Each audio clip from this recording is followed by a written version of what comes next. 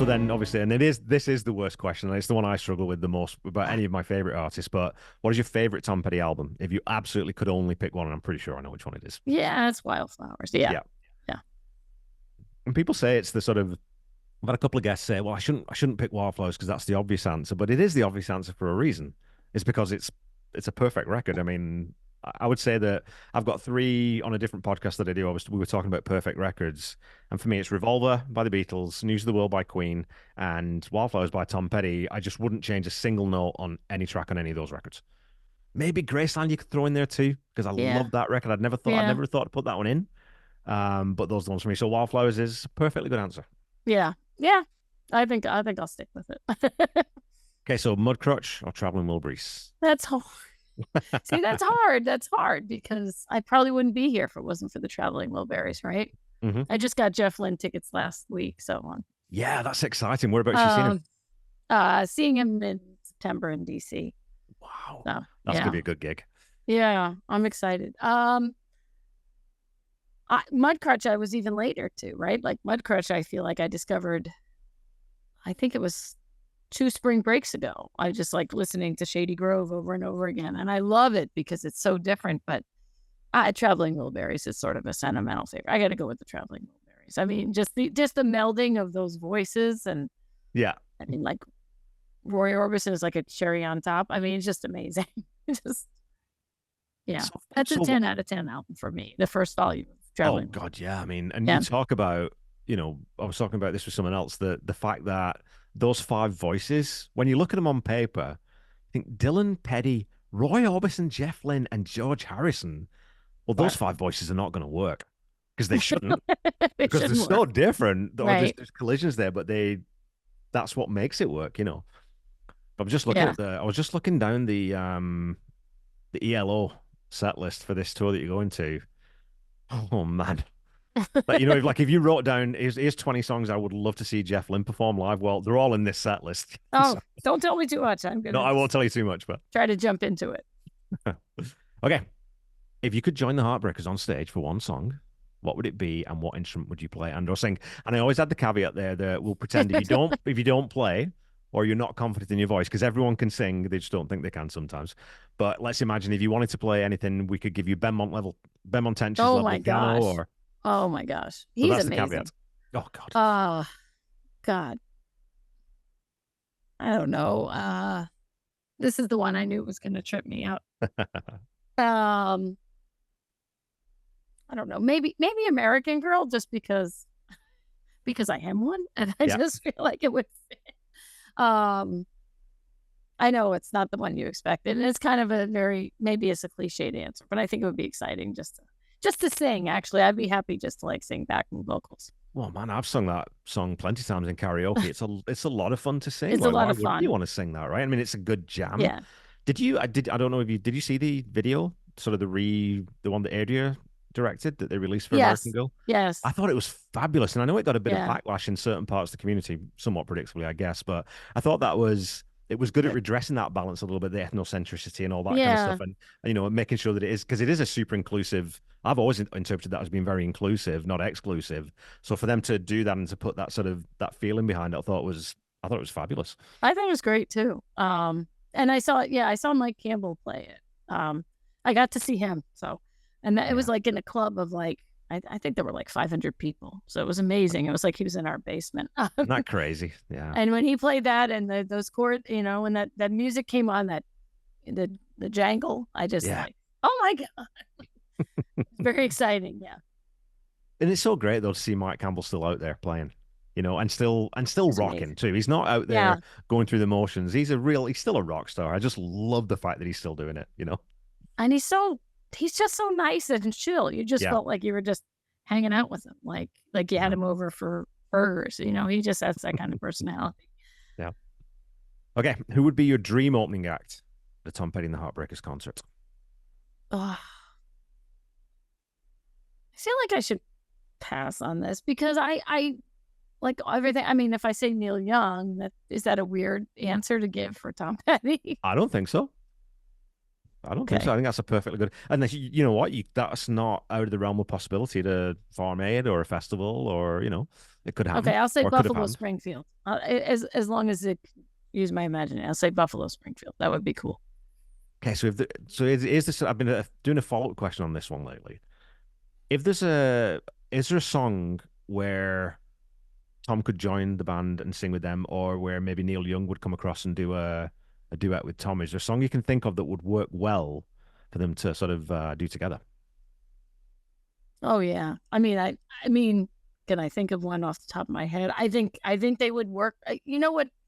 You've seen the Bob Dylan 30th anniversary concert where they Yes. sing My Back Pages together, right? Yeah. That's pretty awesome. Um and maybe very excited to see them at the same microphone at the same time. I think they like Down by the River. You could imagine Tom Petty playing that. I was just playing that in my car yesterday and appreciating that Everybody Knows This Is Nowhere album. I think I could see Tom singing on any of that, I think. And vice versa. I could definitely hear Neil Young singing Mary Jane's Last Dance for sure, right? Oh Playing yeah. harmonica. Yeah. I Oh, think of he'd do it course, with the well. harmonica. That's the Yeah. perfect choice. Yeah. Yeah. It's funny because I just obviously just did Mary Jane's Last Dance Yeah. on the show, and I hadn't really noticed or realized that that's the first time you really hear harmonica on a Tom Petty song, really, as a That's lead instrument crazy. at Is least. that Yeah. yeah, you said that. I listened to that and I couldn't believe that was right. I was like, is that true? And Neither could I. I'm not refuting you. It Yeah. seemed hard to believe, right? Oh, I went back. Okay, Yeah, I I mean, believe you. I I went back. know. I'm like, I know. I gotta go that because I thought that can't be right. I must be wrong on this. And I'm going through and I'm thinking, no, no, no. So first thing I went did and look back at the liner notes. No harmonica anywhere. There's harmonica on Down the Torpedoes. So I'm looking through the track list. I'm like, nah, it's got to be a B side of Oh, something then because there's I mean, nothing on any of these tracks. So it's the first time, and of course, it's the signature of the song. It just yeah. makes Oh it makes the yeah. whole song takes it Oh to that yeah. level that it wouldn't have, But But then he does. You don't know how it feels, right? That has harmonica. Well, but yeah, that's after. Yeah. Okay. yeah, So he does. It's sort of an opening to. Yeah. I love. yeah. I love the sound of harmonica. Really. Oh, especially Uh, when Scott Thurston plays it live too, just like wow, this guy yeah. can It's play beautiful. anything. No, it just. Yeah. Okay, so who is your favorite band member other than Tom? Always assuming that your favorite member of the Heartbreakers is Tom, which I think it probably is in most of our cases. Yeah. Yeah. Oh, I hate picking, but I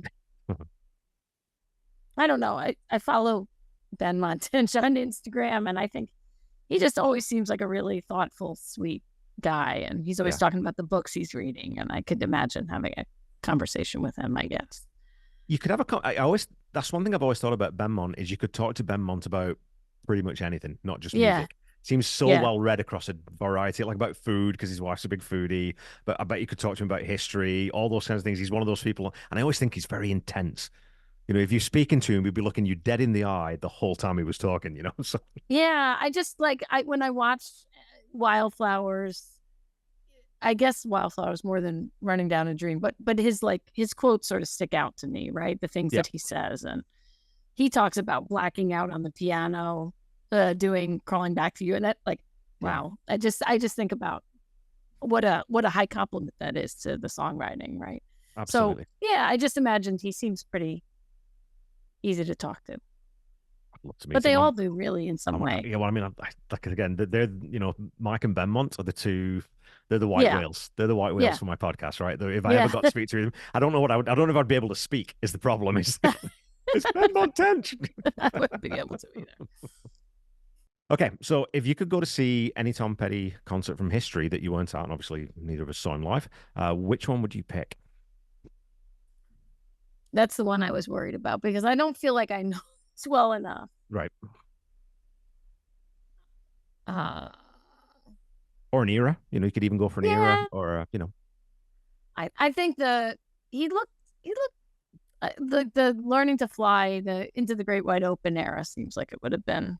yeah. He looked healthy and young, and I don't know, just the energy seemed like it was still there. So Yeah, I think he seemed energized on that tour, yeah, especially with it because it's got the big set, right, with the tree, and you've got all the sort of production that goes along with it. It looked like he was really having fun on that tour. And of course, Yeah. there's stuff going on in the background that we know about now, but it looked like he was really putting it all out there. And man, I was watching again that live version of Don't Come Around Here No More online from that tour where Mike does the thing where he plays one guitar, sets it down, plays the next guitar, sets it down, then he plays and it's got the big intro. And then Tom, have you seen this? Have you seen the video? I don't think I've seen it.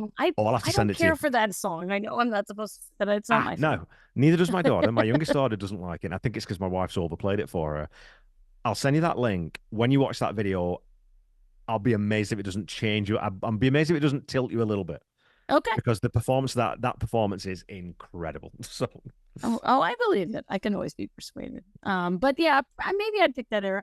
I mean, I want to say like the last concert because I feel like they must have come not too far away from here, and I probably had an opportunity to go. So I wish I could have gone, but yeah, yeah.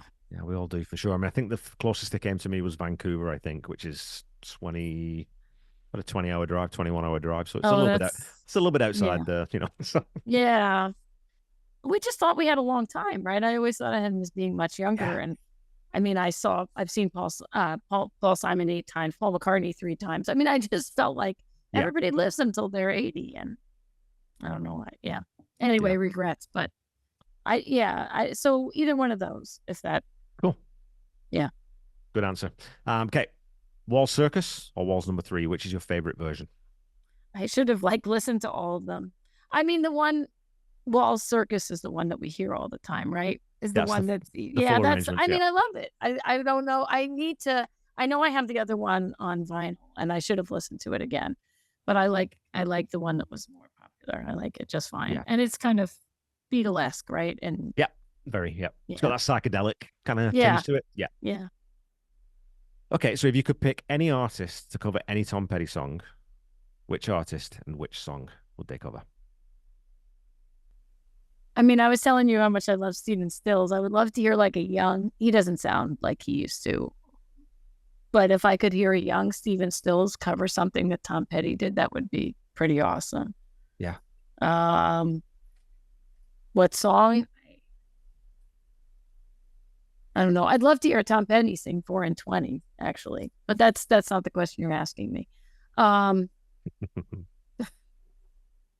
I'll say Wildflowers. Or you know what? You know what song I feel like deserves a lot more credit is Square One. I love that song. Oh, nice. And Yeah, I love that song. That song is really special to me. yeah, I mean, and like I said, I'm not a huge fan of Neil Young's voice, so I've not really listened to, but I do know some of Stephen Still's work, and Square One, I think, would be a good fit for him. Yeah, Yeah, that's. I should have rehearsed the answer so I could have given it to you quicker. But it's all good. I'll make you sound great. okay, I'll make you sound great in the edit. It's all good. okay. Okay, so what song do you most frequently recommend to people who don't know Tom's music? Which seems almost an impossibility. And you think you don't know any Tom Petty, really? But I just Yeah, spoke I don't to know I just anybody. spoke to a guy who for the Petty Eight thing that I do, who literally said I know Free Falling Running Down a Dream. That's an American Girl, and that's about it. I'm like, wow. And this is a guy who has played hundreds of shows in his life, listens to loads of music. But like you said, sometimes some artists we just miss them, Escape right? you. They just, yeah, Yeah, yeah. Um, I mean, it really depends on the palette of the person because I think I'm not trying to be evasive, but I think that is one of his gifts is that he had such a like yeah, wide ranging palette that if it was somebody who was like a Paul Simon person, I probably would send them to Wildflowers. If it was somebody who liked, harder rock, I'd probably send them to You Wreck Me. yeah. But I mean, I feel like I'm in a Wildflowers mood since we're talking about it. So I probably would say, this is everything this guy is about is sort of, I guess this hope for the listener and this hope for the people in his life that they find peace of mind and freedom. And isn't that wonderful? And Yeah. anybody I would talk to would understand why I cared about that so much.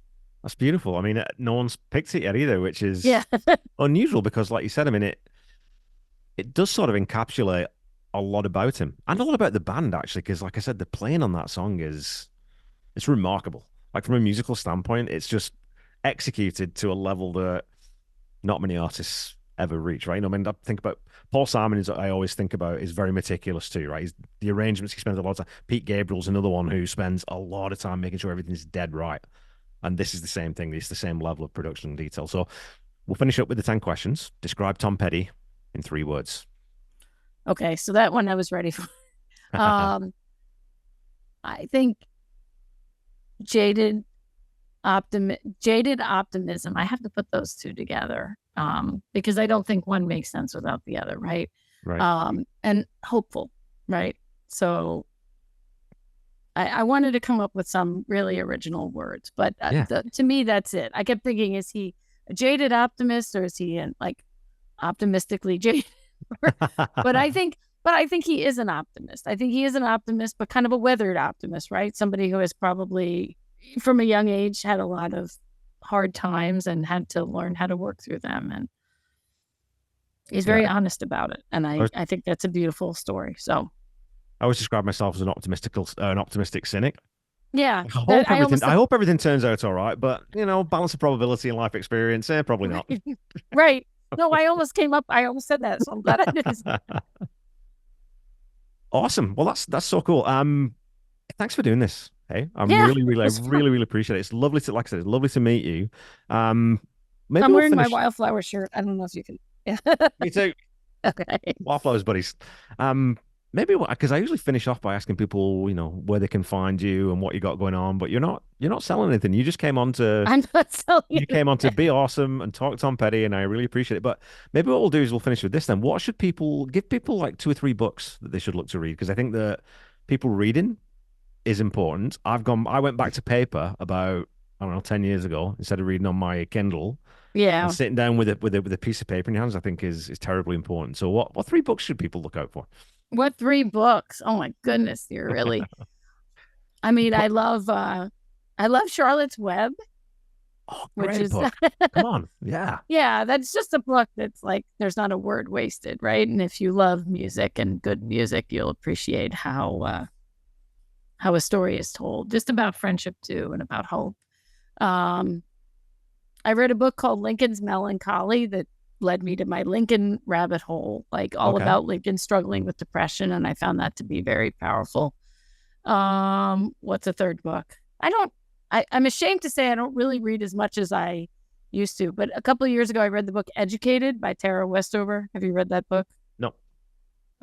It's all about being raised in a kind of off the grid. Okay. Yeah, and she sort of breaks out of it. So I found that to be a really powerful story, and that's fairly recent. Just about, and it kind of relates to the theme of this conversation because she does get away. She escapes this family and pursues her own education. It's a memoir written a couple of years ago. Okay, well, I'm going to put links to those then in the episode notes for people. Go check Oh, it and I out. also loved Into the Wild, but I like the movie, I think, maybe. But anyway, yeah. I don't think I've read that one either. I mean, there's so many artists that pass us by. There's also so many books that pass us by. Yeah, I I'm, know. I know. And I'm so busy like teaching and yeah, mothering and running all over the place with my family lately that I probably don't read as much as I should, but teaching and mothering is there's a line there, but it's not a distinct one, is it? it's not a distinct line at all. Sometimes not distinct enough, honestly. Yeah. Yeah. From your kids' perspective too. I mean, that's such a burden on the kids, right? Yeah. Yeah. Well, you should ask one night I was half asleep and I said to my husband in my sleep something about, do you have your study guide? Can you get your study guide out? It's like, what? So. Oh, that's awesome. Well, you know what? I'm so glad to have met you. Yeah, To nice chat to meet with you. It'll affect our online communication going forward, I'm sure. And you know what? Who knows? This podcast is going to be going on for years and years and years. So we'll probably get you back on at some point to talk some more. I don't know how you do all of it. I mean, you do something else for work, or this is just a side gig. Yeah. This is just a passion project. Wow. Absolutely. Yeah. I admire it. Yeah, I admire it because even writing my little essays for stereo stories that like I want to do more of those, and I just find like I don't have the time to do. So.